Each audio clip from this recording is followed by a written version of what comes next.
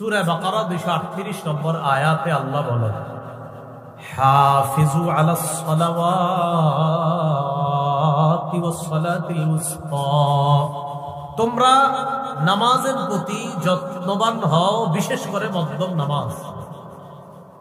নবীজি বলেন, আরাইতুম লাউ আন্না নাহরান বিবাবি আহাদিকুম ইয়াগতাসিলু ফীহি কুল্লা ইয়াওমিন 5 মাররাত হাল ইয়াবকা মিন দারনিহি শাই।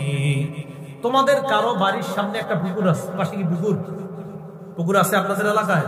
নবী বলেন, তোমাদের কারো বাড়ির সামনে একটা পুকুর আছে, ওই পুকুরের মধ্যে ওই ব্যক্তি, মনে করেন ওনার বাড়ির সামনে একটা পুকুর, তিনি তার পুকুরে দৈনিক 5 বার গোসল করেন। কয়বার? একটা ব্যক্তি যদি তার পুকুরে দৈনিক 5 বার গোসল করে, নবী বলেন হাল ইয়াবকা মিন দারনিহি শাইউন, তার শরীরে কি কোনো নাপাক থাকবে?